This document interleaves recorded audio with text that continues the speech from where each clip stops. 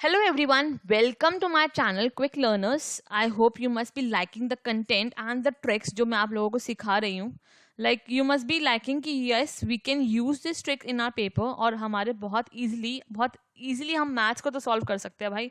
इतना कॉन्फिडेंस तो अब आ जाना चाहिए कि हाँ हम मैथ्स को अब easily with a short time solve कर पा रहे हैं. सॉल्व तो हर कोई कर लेता है बट कम टाइम लेके भी हमें सॉल्व करना आना चाहिए.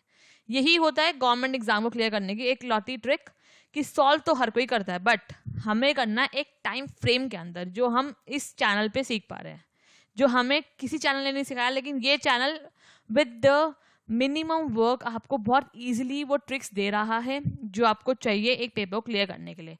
और मैं सिर्फ वही वीडियोस बनाती हूँ जो डायरेक्टली पेपर को शूट करती है, मतलब जो डायरेक्टली क्वेश्चंस पेपर में आने वाले हैं या फिर कुछ उसमें से कुछ तुम्हारे जो डिजिट्स है ऐसी ऐसी डिजिट्स में पिक करती हूँ कि वो तो एग्जैक्ट कॉपी मैच हो जाए. क्वेश्चंस भी मैं ऐसे ऐसे उठा के लाऊंगी जो एग्जैक्ट तो आई नॉट से कि हाँ कि एग्जैक्टली मैच हो जाएंगे बट हाँ आई कैन से कि येस कॉन्सेप्चुअल तो फॉर श्योर 110% मैच होगा ही होगा.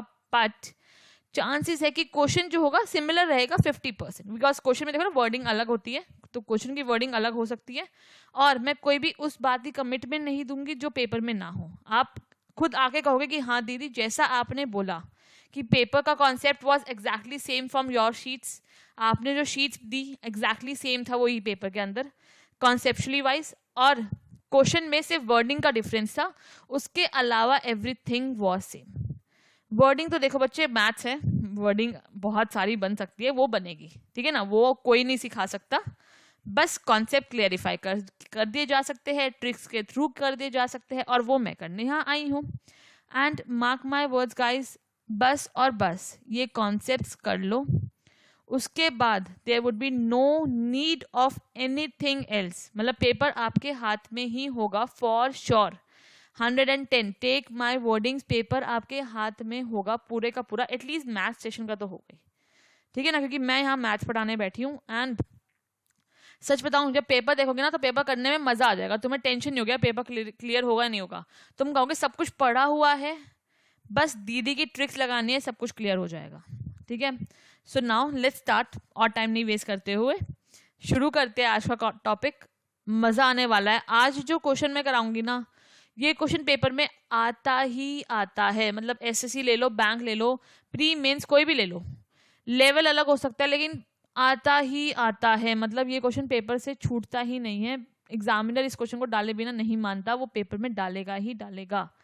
तो आज की हम एक ट्रिक, उससे भी हम एक ही ट्रिक लगाएंगे पूरे वीडियो में, और एक ही ट्रिक में आपको जो ये पार्ट 1 जो मैं कह रही हूँ ना basic and most important question, जो बेसिक वाला जो क्वेश्चन है ना वो खत्म हो जाएगा. ये क्वेश्चन आता ही आता है और बहुत सिंपल क्वेश्चन है, आप इसको लेंथी करके सॉल्व जरूर करते होंगे आई होप. बट आज जो मैं ट्रिक सिखाऊंगी ना सिर्फ 2 लाइनों की ट्रिक है और मजा आ जाएगा करते ही, और एकदम क्वेश्चन ऐसे लगेगा कि हाँ ये तो हाथ से निकल गया, एकदम स्मूथली आपके हाथ से हो जाएगा. विद इन 3 सेकेंड्स क्वेश्चन खत्म, पूरा एक क्वेश्चन 3 सेकेंड्स 4 सेकेंड्स में खत्म. That much easy trick. तो शुरू करते हैं. सबसे पहले क्या, आज हम कुछ एक बेसिक और एक बहुत इंपॉर्टेंट टॉपिक पढ़ने वाले हैं. तो यहाँ पे 3 इमेजेस दिख रही होगी, देखते समझ गए होंगे कौन सा टॉपिक शुरू होने वाला है. Expenditure is equal to price into consumption. तो ये आज हमारा टॉपिक है. बहुत ही अच्छा क्वेश्चन मैं उठाने वाली हूँ कि अगर मेरे पास एक्सपेंडिचर है, प्राइस है और कंजम्पशन, आपने देखा ना कि कभी बहुत क्वेश्चन होते हैं जिसमें प्राइस हमारा कुछ परसेंटेज से इंक्रीज हो रहा होता है, कंजम्पशन कुछ परसेंटेज से डिक्रीज हो रही होती है, एक्सपेंडिचर कुछ इंक्रीज हो रहा होता है, कभी कभी एक्सपेंडिचर कांस्टेंट है, प्राइस इंक्रीज हो रहा है, कंजम्पशन हो रही है. तो इन सब के बेस पे हम लोग चलने वाले हैं. And one more thing in this, अगर बाय चांस मेरे पास एक क्या चीज़ हो कि मेरा क्या हो कि यहाँ पे मेरे पास एक रिलेशन हो, दैट इज जो मेरा एक्सपेंडिचर है, एक्सपेंडिचर अगर मेरे पास कांस्टेंट आ जाए, अगर मेरा यहाँ पर एक्सपेंडिचर कांस्टेंट हो जाए, तब मैं क्या कह सकती हूँ कि जो मेरा प्राइस होता है, वो इनवर्सली प्रोपोर्शनल होता है कंजम्पशन से. ठीक है ना, that is inversely proportional to, even if you want I can just write that is price is inversely proportional. ठीक है ना, प्राइस मेरा इनवर्सली प्रोपोर्शनल होता है कंजम्पशन से. तो ये बहुत काम की चीज है और अब इस क्वेश्चन को हम लोग उठाते हैं। एक क्वेश्चन आपको दूंगी आज इस क्लास के अंदर, हम लोग 1-2 क्वेश्चन करेंगे और ये पूरे का पूरा कॉन्सेप्ट खत्म, और आपका एक क्वेश्चन पेपर के अंदर वो पक्का। So let's start with the question लाती हूँ मैं आपके सामने जल्दी से। So now this is our question. मैंने आप क्वेश्चन टाइप कर दिया, आप बस रीड कर लो इस क्वेश्चन को एक बार। The price of the rice fall by 20%, so how much rice can be bought with the money that was sufficient to buy 20 kg of rice previously.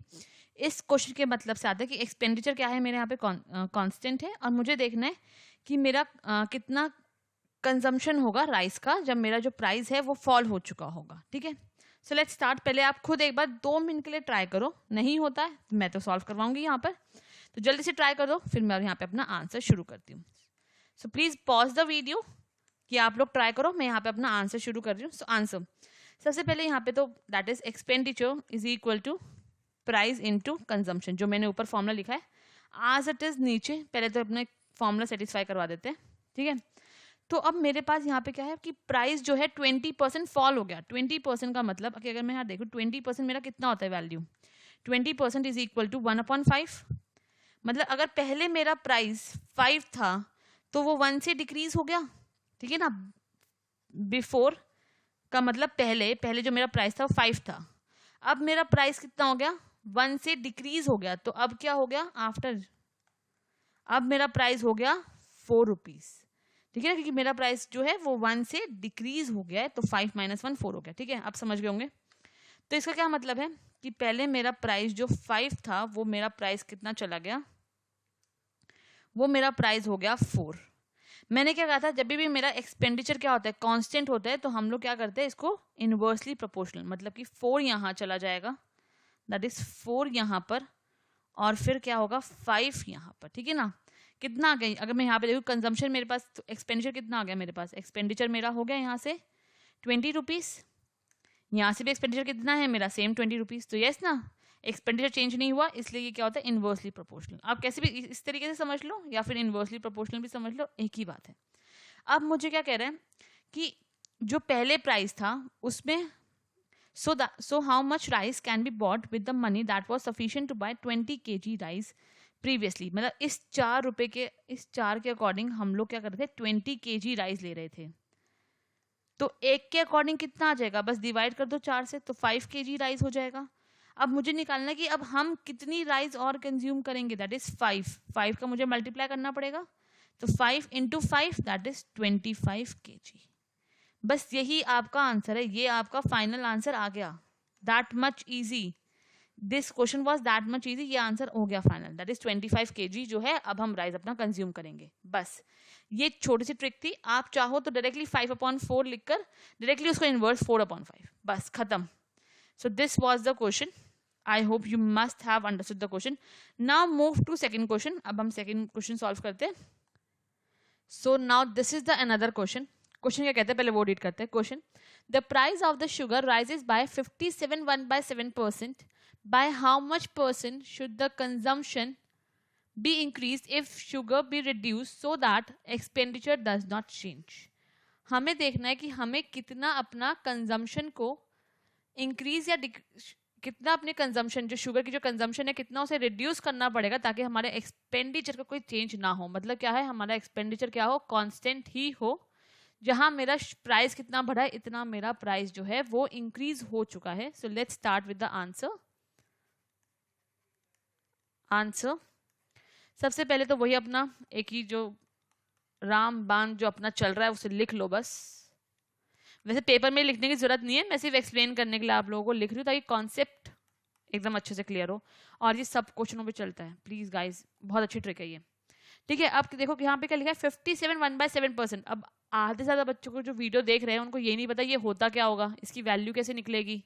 तो भैया फर्स्ट पार्ट देखो, मेरा जो एक इससे पहले वीडियो है वो देखो जाकर कि भैया ये कैसे निकलेगा। ये बहुत इंपॉर्टेंट है निकालना, क्योंकि ये मेंस में आता है ऐसे क्वेश्चन। जो लास्ट करवाया था वो प्री में आता है, जो ये करवा रही हूँ ये मेंस में आता है। बस देख लो, परसेंटेज डिफिकल्ट हो गई, वहां पे परसेंटेज इजी थी, यहाँ परसेंटेज क्या है डिफिकल्ट है। ठीक है ना, इतना फर्क होता है प्री और मेंस में बस।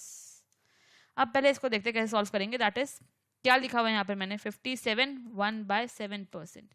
अगर मैं चाहूँ तो मैं इसको कैसे ब्रेक कर सकती हूँ, दैट इज 50 50% प्लस 7 1/7%, तो 50% कितना होता है 1/2, और 7 1/7 कितना होता है 1/14। अब कहोगे दीदी ये कैसे याद होगा? अरे लास्ट वीडियो जाके देखो, समझ जाओगे कैसे होगा, बहुत ईजी है। तो बस अब इसका एलसीएम लिया, 14 आ जाएगा। 7 + 1 8/14, काटा पीटी मचा दो एकदम अच्छे से, तो कितना आ जाएगा आंसर? That is 4/7। ठीक है ना?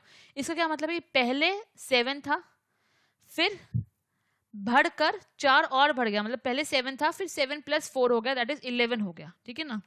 तो किस तरीके से लिख सकते हैं हम लोग कि यहां पर तो मेरा आ जाएगा 7, और यहां पर मेरा इंक्रीज कितना हो गया? +4 मेरा इंक्रीज हो गया, दैट इज मेरे पास आ गया 11। बस इनवर्सली प्रोपोर्शनल है, तो यहाँ पे 11 और यहाँ पर 7, इजी। आप देख भी सकते हैं यहाँ पे 77 बनेगा और यहाँ पे भी 77 ही बन रहा है। तो बस क्या पूछा है कि कितनी अपनी कंजम्पशन को रिड्यूस करना है। डिफरेंस कितने का? 4 का डिफरेंस है, तो 4। पहले कितना था? 11 × 100, ये आंसर था। बस खत्म। बस ये डिफरेंस लिया, इस 11 को नीचे रखा, नीचे × 100, बस खत्म। मुझे पता है 100/11 कितना होता है, 4 को एज इट इज रखो, 100/11 कितना होता है 9.09। कैलकुलेट करेंगे तो दैट इज 36.36%। समझ गए ना? जो मैंने ट्रिक बताई थी, मैंने उसका यूटिलाइज ही बताया कि हम लोग कैसे यूटिलाइज कर रहे हो उस ट्रिक को। इस पूरे क्वेश्चन में उस ट्रिक का बहुत ज्यादा यूज था। जिसको वो ट्रिक आती है वो बंदा 3 सेकंड में सॉल्व करेगा, जिसको ट्रिक नहीं आती तो टाइम लगेगा, as I told you guys.